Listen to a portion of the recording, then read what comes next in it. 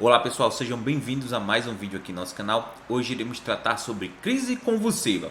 Iremos tratar também da diferença entre a crise convulsiva e a crise epilética. Se você quiser conhecer um pouco mais sobre esse assunto, é importante que você fique até o final deste vídeo para que você possa ter essa abordagem por completo, tá bom? Então pessoal, para você que é novo aqui no nosso canal e ainda não me conhece, meu nome é Eberton Araújo, sou fisioterapeuta especialista em fisioterapia neurológica, em fisioterapia esportiva e MBA em auditoria de saúde. E você é muito bem-vindo aqui na PhysioRunner Brasil. Além disso, peço já a sua inscrição, é de graça, tá? É só clicar aí abaixo no botão vermelho de inscreva-se e lembrem-se de ativar o sininho para que vocês possam receber todas as notificações dos nossos próximos vídeos, tá bom? Sem esse sininho ativado, você não será notificado. Então vamos lá, pessoal, vamos conhecer um pouco sobre o que é a crise convulsiva, tá bom? Além disso, como eu falei para vocês, qual é a diferença de uma crise convulsiva para uma crise epilética? Qualquer pessoa pode ter uma crise convulsiva. Essa crise convulsiva ela pode advir de um trauma, de uma infecção, tá bom? E de algum outro problema, mas ela não pode ser recorrente. Ou seja, normalmente uma pessoa pode ter uma ou duas crises convulsivas na vida. Já a epilepsia não. Normalmente um paciente epilético ele tem mais do que duas crises convulsivas aí durante o ano.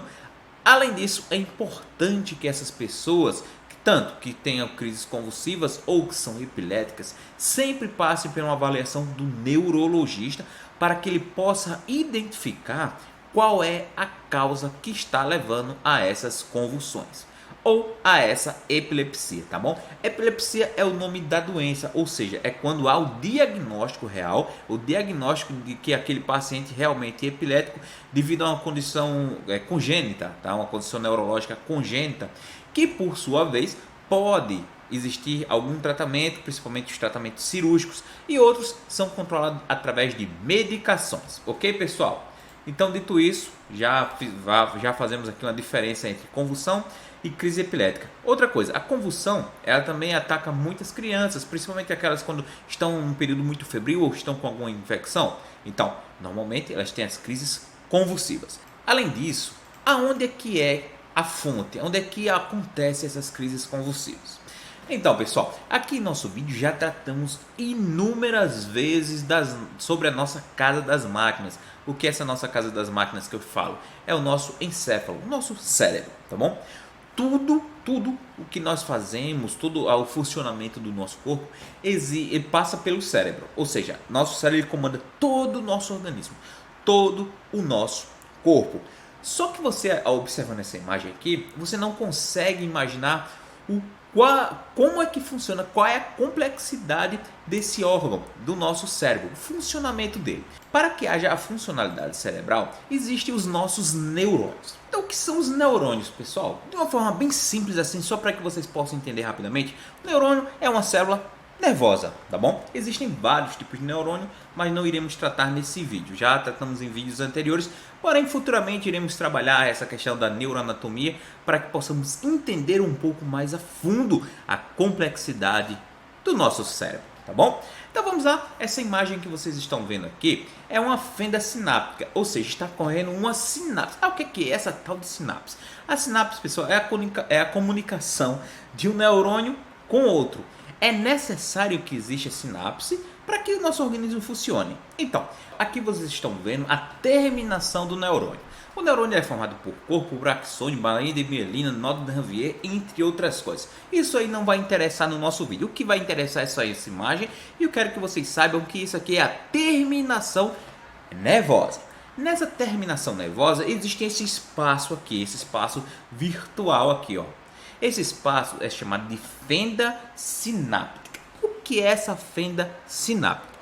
Fenda sináptica, pessoal, é simples. É onde saem os neurotransmissores para se conectar com outro neurônio. Ou seja, passam a informação de um para o outro. Então, essa é a funcionalidade normal do nosso neurônio. Ou seja, libera um neurotransmissor que vai levar a informação para outro neurônio e assim sucessivamente.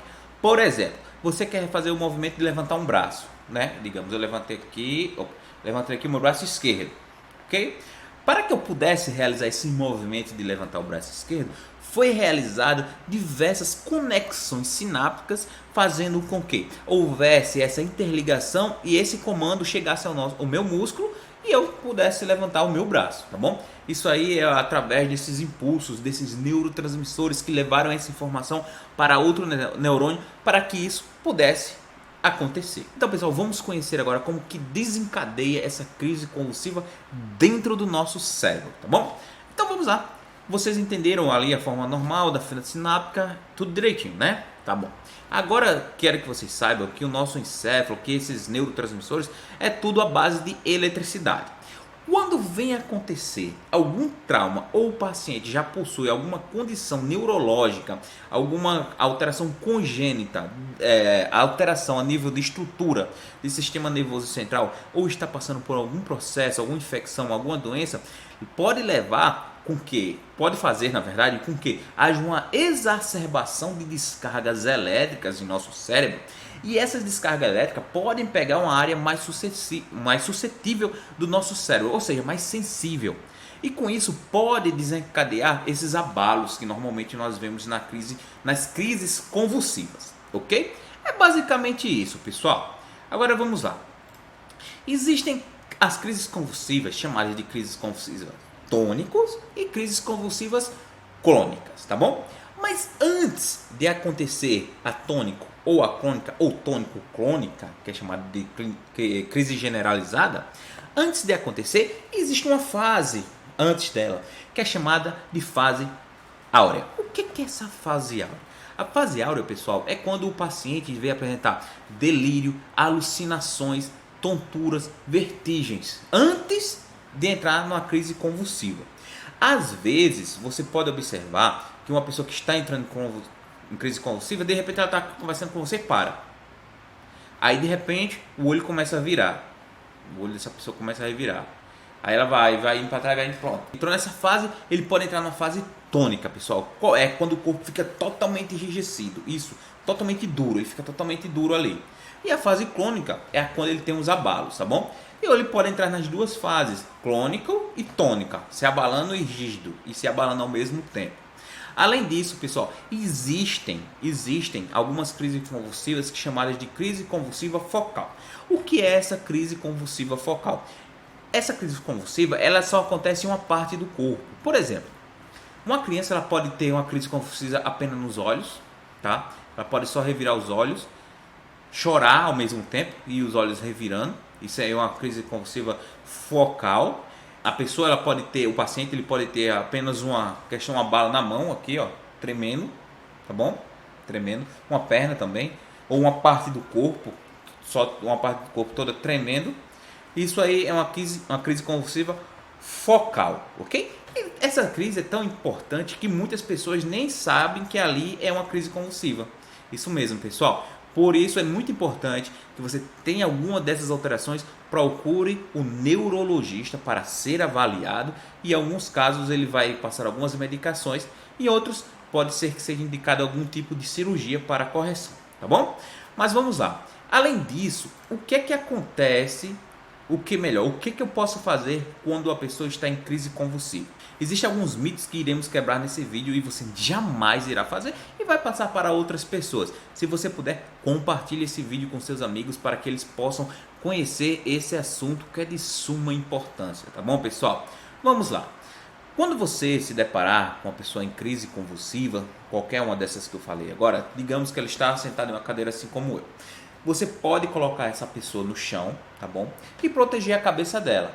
Só não precisa, e você não vai fazer, assim como outras pessoas fazem, é segurar esse paciente, tá? Que está em crise. Não precisa conter, precisa protegê-lo. Isso mesmo, proteger a sua cabeça para que ele não fique batendo com a cabeça no chão e esperar essa crise convulsiva passar.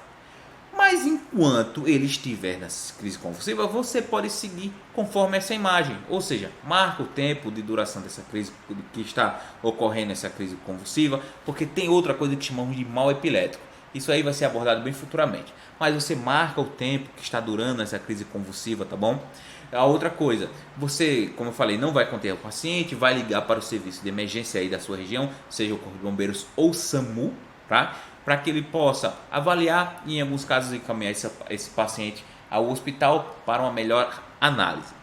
Você também não vai remover esse paciente se debatendo. Sabe por quê? Porque você pode levantar e ele pode ter uma convulsão, um abalo bem mais forte e você soltar esse paciente e ele tem um traumatismo craniano e pode levar ele a óbito. Justamente, pessoal, não façam isso. Espere a crise convulsiva passar.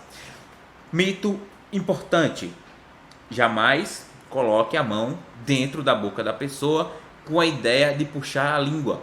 Por quê? Porque língua não enrola. Língua nunca enrolou. Isso aí é um mito que alguém criou, espalhou aí pelo Brasil e pelo mundo. Mas a língua jamais irá enrolar. O que ela pode fazer é fazer uma queda da língua, ou seja, ela ir um pouco para trás e isso obstruir as vias aéreas do paciente. Para isso é importante deixar o paciente de lado para que não haja obstrução das vias aéreas e muito menos ele venha broncoaspirar saliva. Por quê? Porque normalmente um paciente em crise convulsiva, ele saliva muito, vibra aquela espuma. Pronto, aquela espuma ali, pessoal, é saliva, tá bom? Algumas pessoas dizem, não pode tocar no paciente, senão você vai pegar isso aí devido a essa espuma que ele está soltando. Nada disso, pessoal. Ali é apenas excesso de saliva, tá bom? É saliva demais e sai aquela espuma da boca do paciente. Alguns nem saem, mas a maioria dos casos pode sair, tá bom?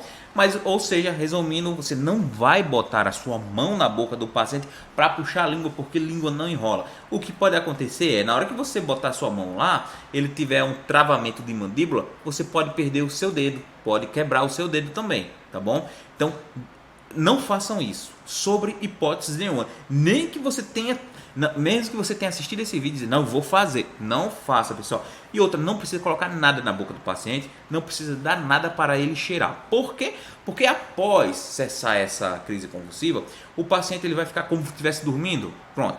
Ele vai ficar ali totalmente mole, todo mole, dormindo ali por um período. Por quê? Porque essa crise convulsiva, como nós já sabemos, acontece a nível do sistema nervoso central devido a essa grande descarga elétrica, e isso vai fazer com que o paciente tenha uma exaustão física. Ele vai ficar muito cansado e normalmente ele entra ali num sono, chamamos de período pós-ictal. E outra coisa, nunca dê nada para o paciente cheirar, seja álcool, perfume, qualquer coisa que vocês imaginem aí que as pessoas botam para o paciente cheirar pensando que ele vai se acordar devido a cheirar alguma coisa. Isso não existe, nem para pessoas que sofreram um tipo de desmaio. Já tratamos aqui em nosso canal sobre o desmaio. Então não realize nenhum desses procedimentos. O que você pode fazer é o seguinte: colocar o paciente de lado, tá bom? Após encerrar a crise convulsiva, para que ele fique protegido enquanto chega o serviço de emergência.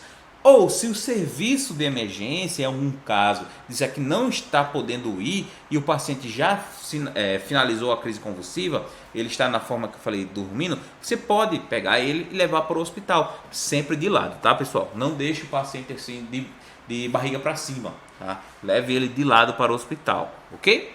Então, pessoal, é isso que eu tenho para falar para vocês sobre a crise convulsiva. Se restou alguma dúvida, deixe aí nos comentários para que eu possa acrescentar futuramente ou responder nesses comentários para vocês, tá bom? Além disso, lembre-se de se inscrever em nosso canal, clicando aí abaixo no botão vermelho de inscreva-se, compartilhe esse vídeo nas suas redes sociais e um forte abraço, até a próxima, valeu!